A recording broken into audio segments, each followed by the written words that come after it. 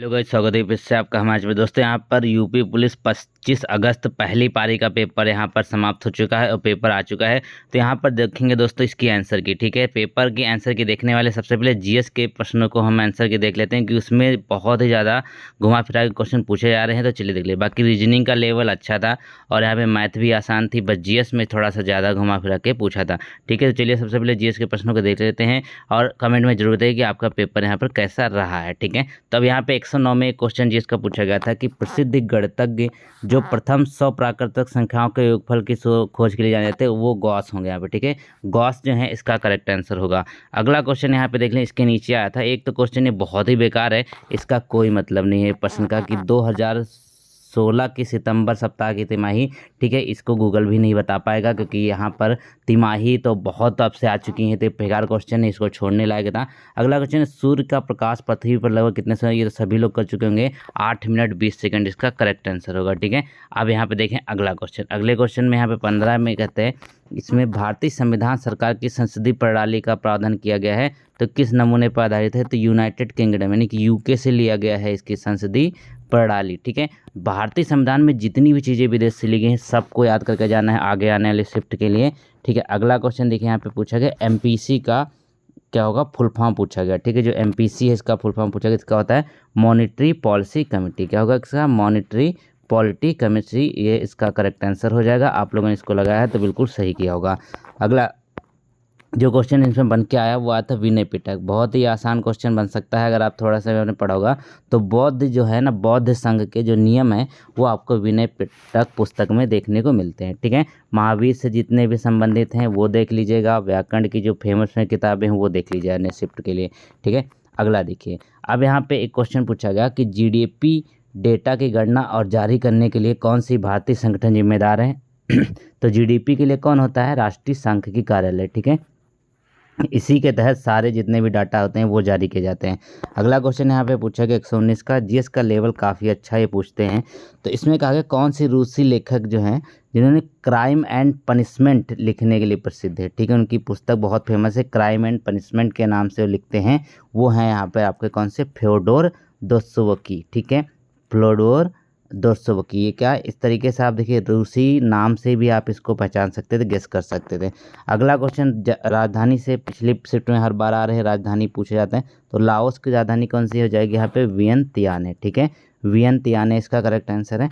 अगला पूछा गया 121 में, ठीक है। इसमें क्या है, कौन सा संगठन राष्ट्रों में सुचारू और पूर्वानुमानित व्यापार के लिए जिम्मेदार है, ठीक है। अब देखिए, राष्ट्रों में सुचारू और पूर्व नामित व्यापार की अगर बात कर रहे हैं तो व्यापार किस में आ रहा है, विश्व व्यापार संगठन इसका करेक्ट आंसर होगा कि डब्ल्यूटीओ इसके लिए जिम्मेदार होता है। अगला क्वेश्चन देख लेते हैं जो पूछा गया जीएसटी से। मैंने आपको बताया था बहुत सारे प्रश्न पूछ रहे हैं, इस शिफ्ट में भी 2 क्वेश्चन बने। भारत में मोबाइल फ़ोन पर जीएसटी कितनी है। देखिए मोबाइल पे टोटल 18% जीएसटी लगाई जाती है भारत में अपने, ठीक है। कितनी, 18% जीएसटी लगती है। फिर जीएसटी परिषद में कितने सदस्य हैं, तो जो टोटल जो जीएसटी परिषद में सदस्य होते हैं वो 33% होते हैं।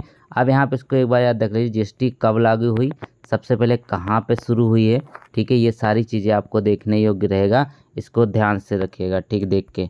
अब देखिए अनुसंधान जो होता है ना, किसी को आप अगर रिसर्च कर रहे हैं तो उसमें सबसे पहला चरण क्या होता है, ठीक है।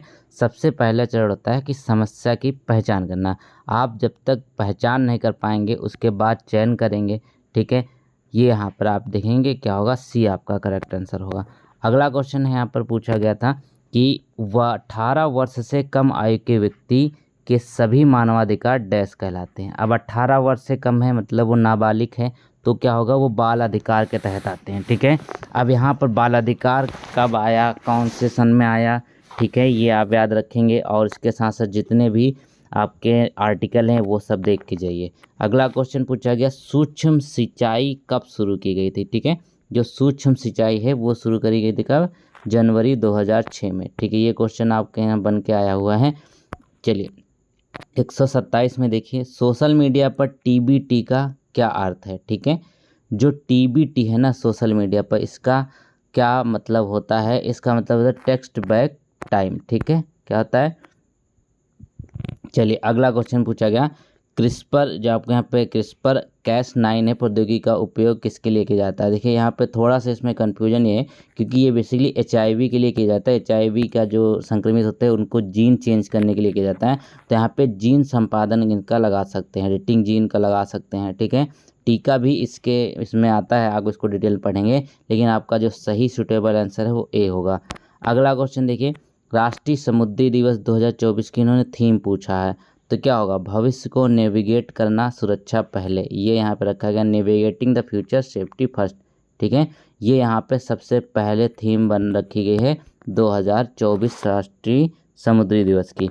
अगला क्वेश्चन देखिए, पूर्व परीक्षण जो है ना, पूर्व परीक्षण सम्मेलन जो है ये इसका मुख्य लक्ष्य क्या है। इसका मुख्य लक्ष्य यहाँ पे परीक्षण की तैयारी और निपटान विकल्पों पर चर्चा करने के लिए इसका मुख्य लक्ष्य है। ये पूर्ण परीक्षण की बात कर रहा है, ठीक है। एक सम्मेलन होता है जो अभी हाल ही में किया गया था। अगला क्वेश्चन देखिए, कंप्यूटर से बहुत सारे क्वेश्चन बेसिकली यहाँ पे डाटा से रिलेटेड आते हैं। तो डैश सोशल मीडिया जैसे इलेक्ट्रॉनिक साधनों का तरीकों के उपयोग के माध्यम से डराने, धमकाने, उत्पीड़न करने, बदनाम करने, किसी अन्य प्रकार की मानसिक पतन का कार्य है, ठीक है। तो इसको कहते क्या है, इसको कहते हैं यहाँ पर साइबर धमकी, साइबर बुलिंग जिसे कहा जाता है, ठीक है। अगला क्वेश्चन है 132 में, इसमें है भविष्य की वैश्विक अर्थव्यवस्थाओं को आकार देने में आर्टिफिशियल इंटेलिजेंस बेसिकली AI है ना, इसका यूज किस लिए किया गया है, ठीक है। तो अब यहाँ पर आर्टिफिशियल AI की भूमिका ये है कि यह नवाचार, उत्पादकता और आर्थिक विकास को प्रेरित करता है, ठीक है। हमें पॉजिटिव में आंसर देना होता है, तो ऑप्शन नंबर बी करेक्ट होगा। अगले क्वेश्चन में देखें, तो अब इसमें क्वेश्चन गांधी जी से रिलेटेड पूछा गया कि भारत में महात्मा गांधी का जो पहला सत्याग्रह था जो सफल रहा था उसको आपको बताना है। तो चंपारण का जो सत्याग्रह किया 1917 में, ठीक है, वह जो सफल रहा था, सबसे पहले इनका पहला सफल नेतृत्व सत्याग्रह चंपारण का था। अगला क्वेश्चन 134 का है कि भारत छोड़ो आंदोलन किसके जवाब में शुरू किया गया था। अब भारत छोड़ो आंदोलन जो शुरू किया गया वो शुरू किया गया था क्रिप्स मिशन के लिए, ठीक है। जो क्रिप्स मिशन था ना वो आया, उसके बाद ही यहाँ पर क्या शुरू किया गया था, भारत छोड़ो आंदोलन। अगला क्वेश्चन देखिए, इसमें पूछा गया कि भारतीय संविधान से रिलेटेड क्वेश्चन है कि कौन सा अनुच्छेद ऐसा है जो नए राज्यों के गठन और मौजूदा राज्यों के क्षेत्रों, सीमाओं और नामों में परिवर्तन का प्रावधान रखता है। तो ये क्या होगा, अनुच्छेद 3, ठीक है। तो आर्टिकल 3 जो है ना ये बेसिकली क्या करता है, जितने भी आप नाम चेंज कर सकते हैं इसके तहत राज्यों की सीमाओं में परिवर्तन कर सकते हैं, ठीक है। अगला क्वेश्चन, ये तो सभी लोगों ने कर लिया होगा, बिल्कुल सही सही। रबी की फसलें सर्दियों में अक्टूबर से दिसंबर तक बोई जाती हैं और गर्मियों में अप्रैल से डैश तक काट ली जाती हैं। तो क्या होगा, अप्रैल से मई के बीच में ये फसलें काट ली जाती हैं, अक्टूबर से दिसंबर तक। आप इसको ध्यान से देख लीजिएगा, ठीक है। अगला क्वेश्चन देखिए 137 में कि भारत में राष्ट्रीय सुरक्षा गार्ड का जो उद्देश्य है वो क्या है, ठीक है।